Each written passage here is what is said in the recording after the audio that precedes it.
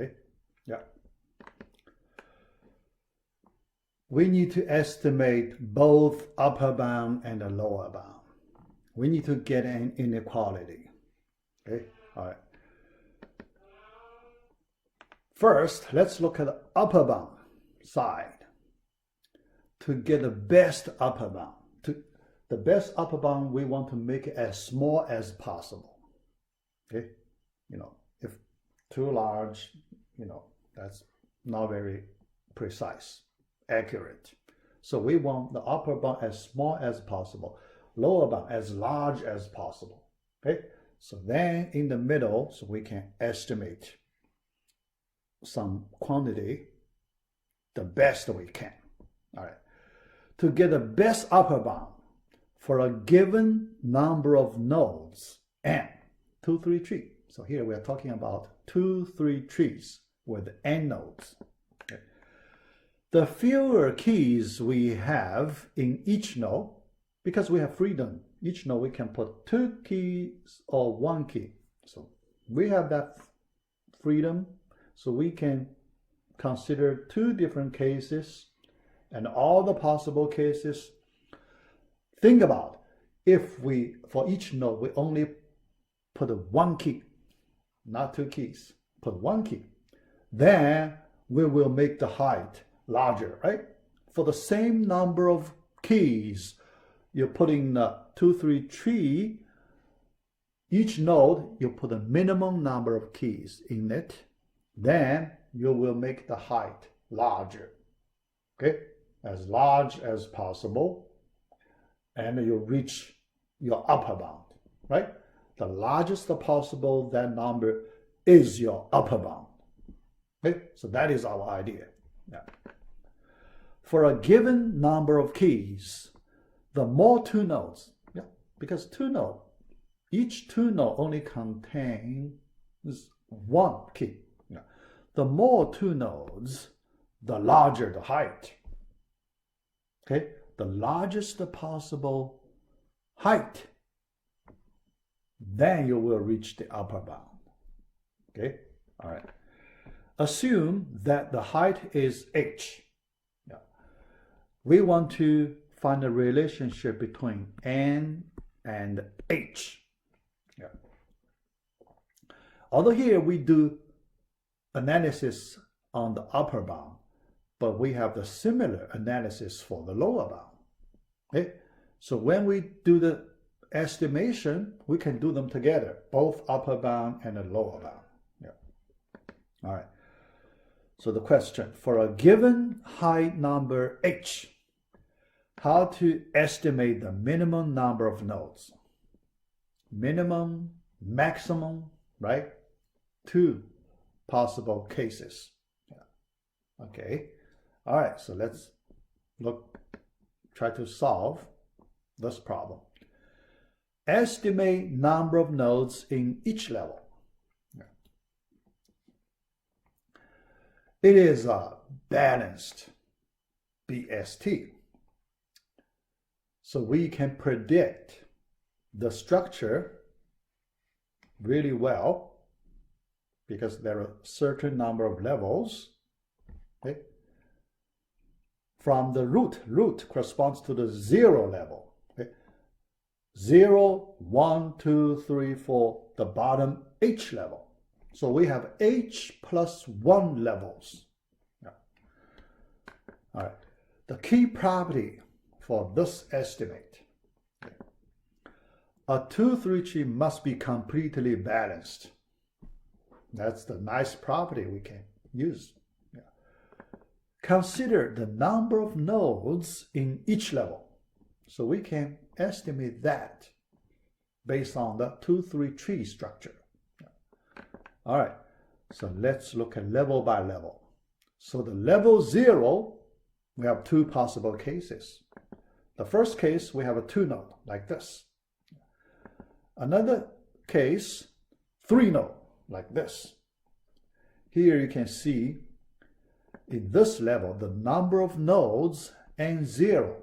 So 0 corresponds to the level number 0. n0 equals 1.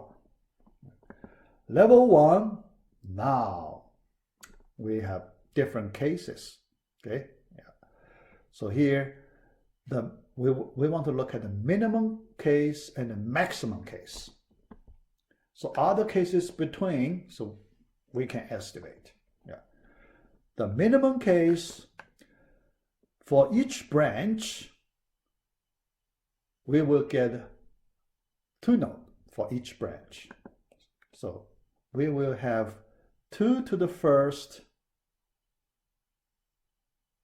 2 nodes. 2 to the first nodes. Yeah, let's see. 2 to the first nodes. Okay. For level 1, for another case, we get 3 to the first nodes. Okay. So the number of nodes in level 1 between 2 and 3. Okay. Yeah. Yeah. So for this level, still pretty easy. 2 and 3, only 2 possibilities. Yeah. But when we go to the level H, then we will have a lot of possibilities, but we only look at the minimum case and the maximum case, you know, to make it a little simpler. Yeah. The minimum case. So each node split into 2 nodes, not 3. Yeah. If each node, you can get 3 branches, 3 nodes, then you will have more, not a minimum. Okay? To get a minimum, every node will get 2 child nodes. Every internal node, let me say this, every internal node has 2 child nodes. Okay, so that's the minimum case. In that case, level H, we will have 2 to the H number of nodes. All right, the maximum side. Each node, we will get, each internal node, we will get 3 child nodes. Okay, 1 split to 3, not split, so 1 extends to 3 nodes. Okay, yeah, so you can see the level H, the maximum number of nodes, 3 to the H power. Yeah. So now you can see we can estimate the general NH number should be between these 2 numbers. With all these inequalities, now we can estimate the total number of nodes in a 2-3 tree. Okay.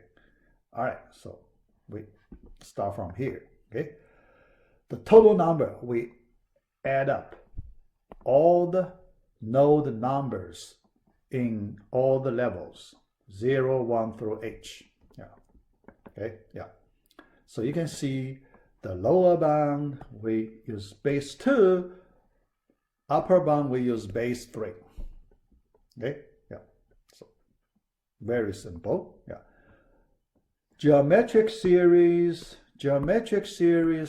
the summation easy to get.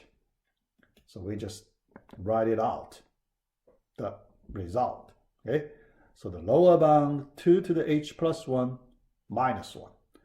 Upper bound, 3 to the H plus 1 minus 1, numerator then over 2. Okay. So we get that inequality. Okay, so after some, algebra, log base 2 and a 3, so we get this inequality. Okay, yeah.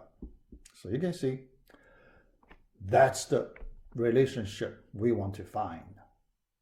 Okay, yeah. We know the H number must be an integer, so left expression, right expression, not integer expression.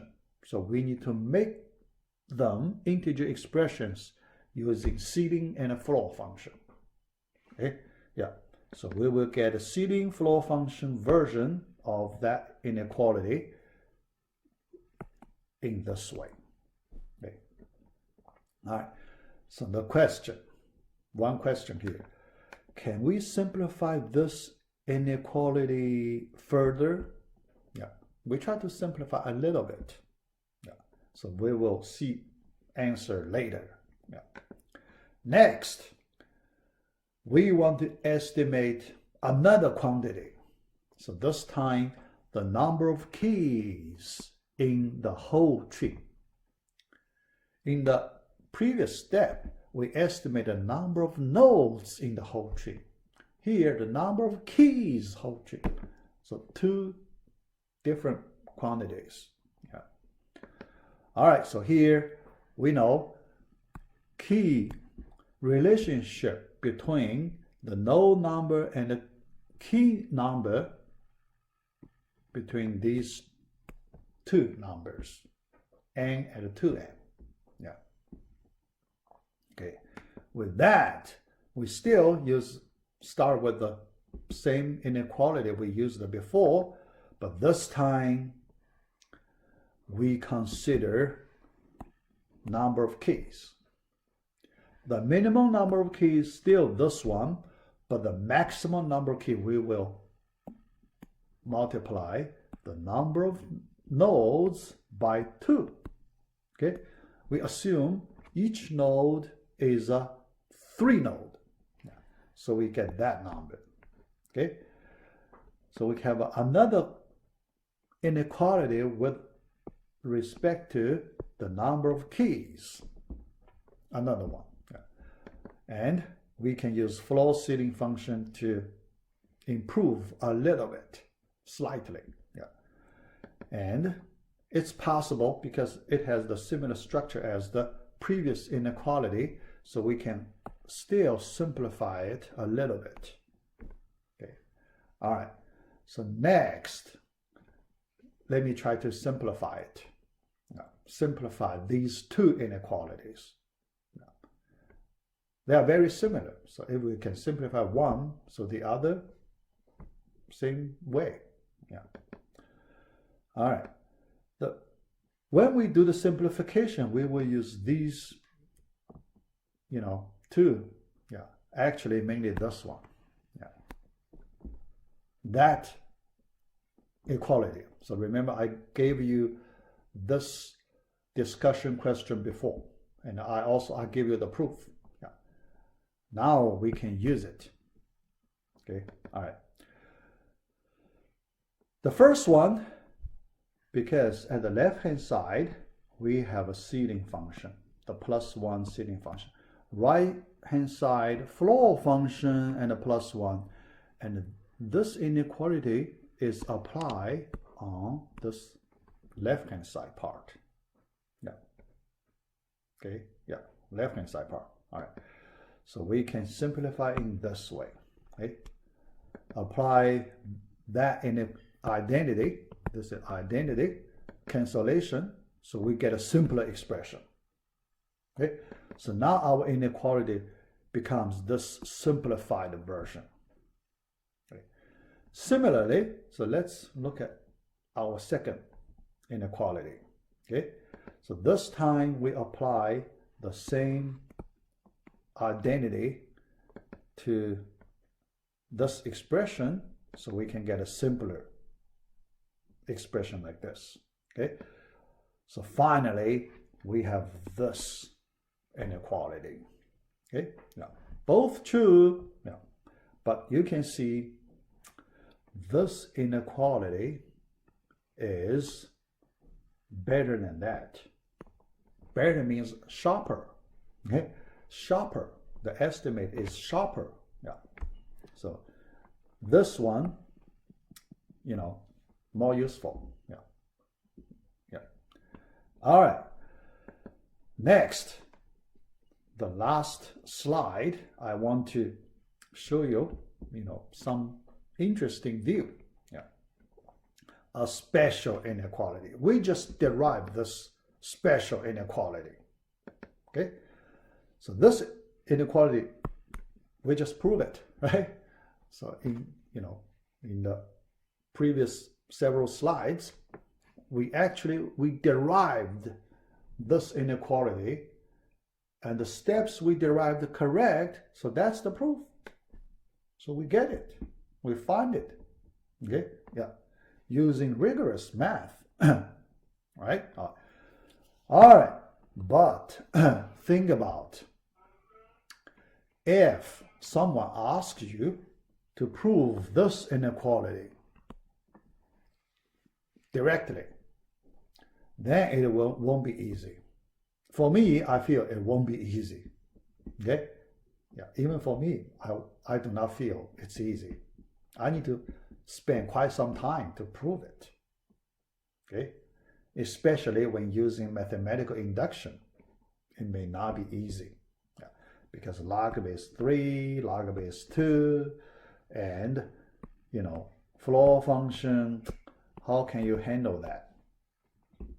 Yeah, so, but it could be an interesting math challenging problem. Yeah.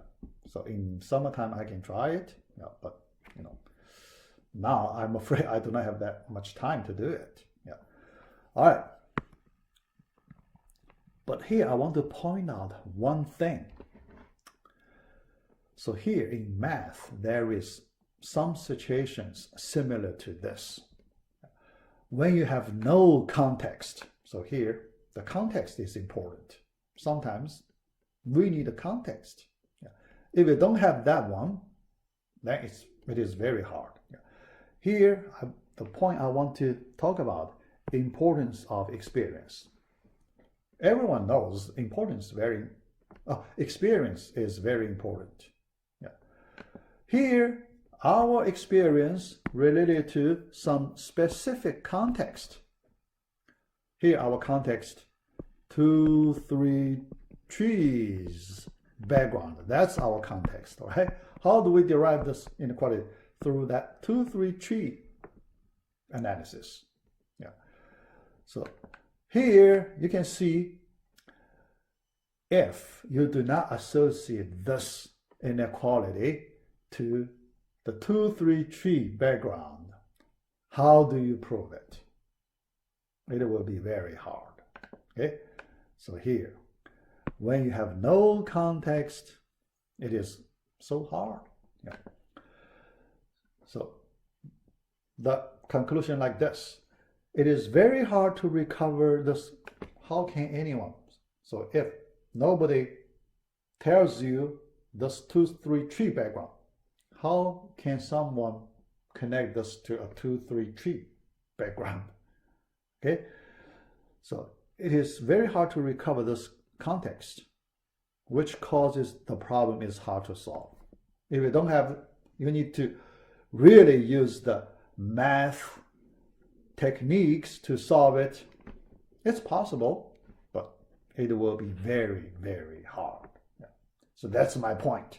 Okay, so that's some typical situation in math. Yeah. So many times this situation happens again and again.